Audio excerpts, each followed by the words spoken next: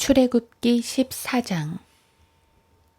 주께서 모세에게 일러 말씀하시기를 이스라엘 자손들에게 말하여 그들로 돌아서 바알스폰 맞은편 믹돌과 바다 사이 피하히롯 앞에 진을 치게 하라. 너희는 피하히롯 앞에서 바닷가에 진을 칠지니라. 이는 파라오가 이스라엘 자손에 대하여 말하기를 그들이 그 땅에서 혼란에 빠져 광야에 갇혔도다 할 것임이라. 내가 파라오의 마음을 완악하게 하리니 그가 그들의 뒤를 쫓으리라.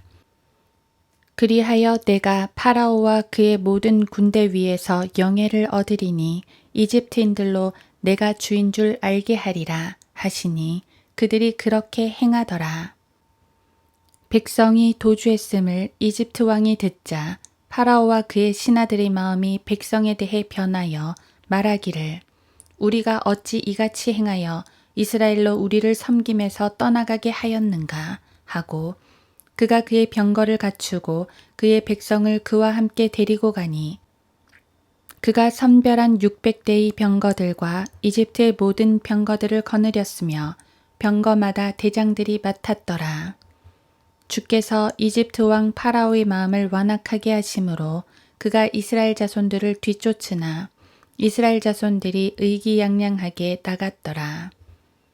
그러나 이집트인들이 그들을 뒤쫓으니 곧 모든 말들과 파라오의 병거들과 그의 기병들과 그의 군대라. 바알스폰 맞은편 피하히롯 곁 바닷가에 진을 치고 있는 그들에게 다다르니라. 파라오가 가까이 다가올 때 이스라엘 자손들이 눈을 드니 보라 이집트인들이 그들에게로 진군해 오는지라. 이스라엘 자손들이 심히 두려워하며 주께 부르짖더라. 그들이 모세에게 말하기를 이집트에 무덤이 없어서 내가 우리를 이끌어내어 광야에서 죽게 하느냐. 어찌하여 내가 우리를 이집트에서 데리고 나와서 우리에게 이같이 행하느냐. 우리가 이집트에서 너에게 한 말이 이것이 아니냐. 말하기를 우리를 내버려 두라. 우리가 이집트인을 섬기리라 하지 않았느냐.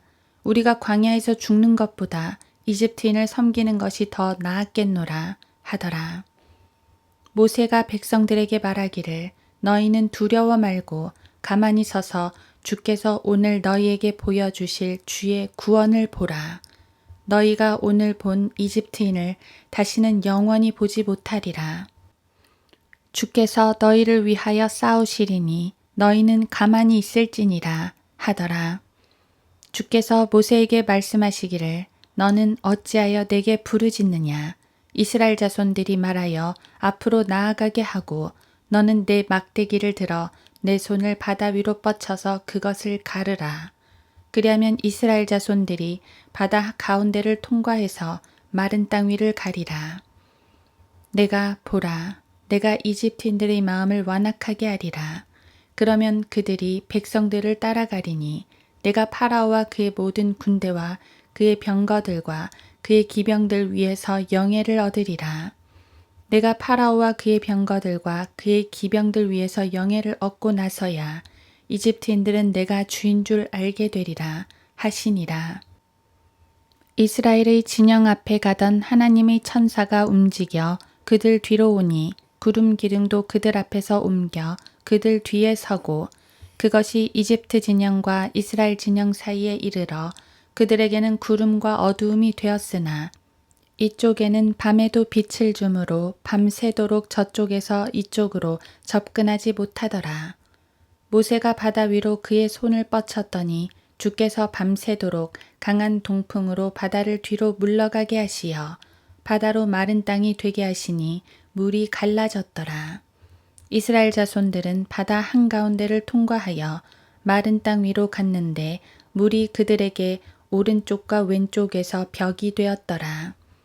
이집트인들 곧 파라오의 모든 말과 그의 병거들과 기병들이 추격하여 바다의 중간까지 그들을 따라 들어가니 새벽 경점 때 주께서 불기둥과 구름기둥을 통하여 이집트인의 군대를 보시고 이집트의 군대를 불안하게 하시며 그들의 병거 바퀴를 빼시어 그들이 힘겹게 몰고 가게 하시니 이집트인들이 말하기를 이스라엘 앞에서 도주하자 주께서 그들을 위하여 이집트인을 대적하여 싸우시는도다 하더라. 주께서 모세에게 말씀하시기를 내 손을 바다 위에 뻗치라. 그리하면 물이 이집트인들과 그들의 병거들과 그들의 기병들 위로 다시 오리라 하시니라. 모세가 바다 위로 자기 손을 뻗치니 바다가 그 세력이 회복되었고 새벽이 되었더라.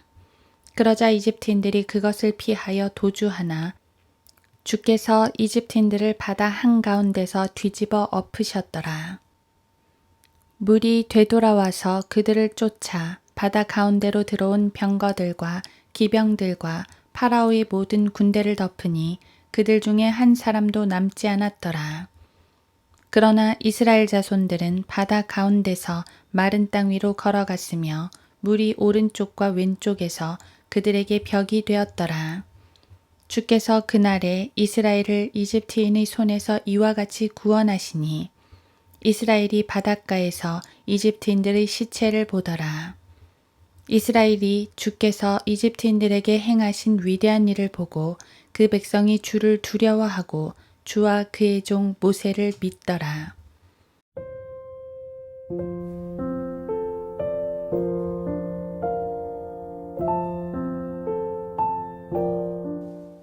하루 한 장 출애굽기 14장. 모세가 백성들에게 말하기를 너희는 두려워 말고 가만히 서서 주께서 오늘 너희에게 보여주실 주의 구원을 보라. 너희가 오늘 본 이집트인을 다시는 영원히 보지 못하리라. 출애굽기 14장 13절. 자유 아니면 죽음을 달라. 명언처럼 쓰이고 있는 이 말은 자유를 갈구하는 이들이 하는 말입니다. 하지만 실제로 죽음의 위협 가운데 있게 되면 대부분의 사람들은 이렇게 말하지 않습니다. 오히려 자유를 포기하고 살 길을 찾게 되지요. 이스라엘 백성들이 꼭 그랬습니다. 홍해 앞에 선 이스라엘은 우리가 광야에서 죽는 것보다 이집트인을 섬기는 것이 더 나았겠노라고 말합니다. 하나님께선 완전한 자유를 주시고자 하는데 그 자유의 대가가 불편함과 고통과 심지어 죽음일 수 있다는 것을 보게 되니 마음이 흔들리는 것입니다. 이것이 대부분의 사람들의 마음입니다. 홍해 사건은 하나님의 완벽하신 계획이었습니다. 앞장에서도 보았듯이 이스라엘은 편안한 북쪽 길로 올라갈 수도 있었습니다. 하지만 하나님께서는 광야길을 향하도록 인도하십니다. 여기 2절에서도 돌아서 홍해 바닷가 쪽으로 가라고 명령하시는 걸 봅니다. 그러니까 그들의 방향을 의도적으로 틀으신 겁니다. 이를 알게 된 파라오는 이스라엘이 길을 잘못 잡아서 광야에 갇혔다고 생각을 합니다. 하지만 이것은 파라오의 군사를 그쪽으로 유인하려는 하나님의 계획이었습니다. 오랜 기간 하나님의 백성을 압제했던 그 원수를 멸하시려는 하나님의 큰 그림이었습니다. 영적으로 말하면 사탄을 멸하시려는 계획이었던 것입니다. 하지만 어리석은 인간들은 하나님의 계획을 깨닫지 못하고 당장 눈앞에 있는 위협에만 두려워하고 불평을 합니다. 사탄은 자기 때가 얼마 남지 않음을 알수록 더 발버둥치는 법입니다.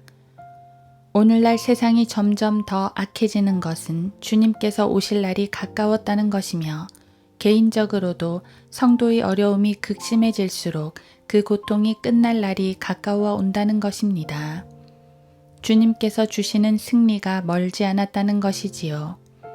이를 알지 못하는 이스라엘은 진퇴양난의 두려움에 빠졌지만 하나님께선 보란듯이 바다에 길을 내셨습니다.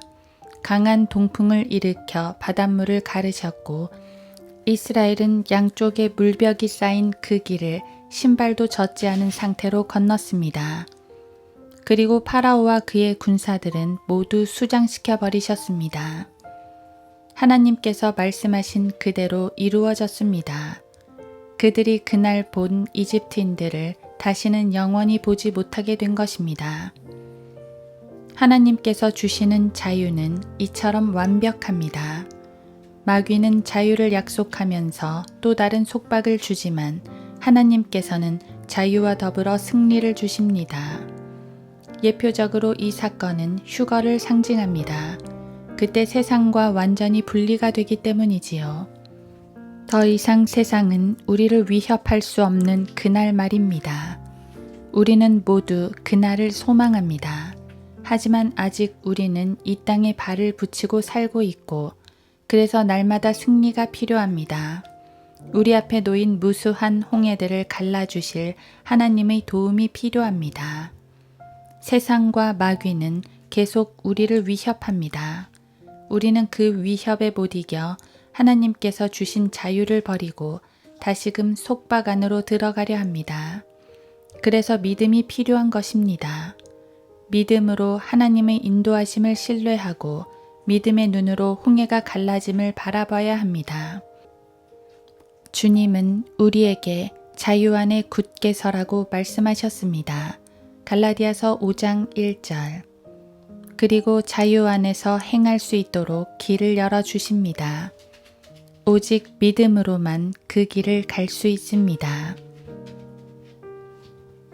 주님은 자유와 더불어 그 자유를 누릴 수 있는 승리를 주신다.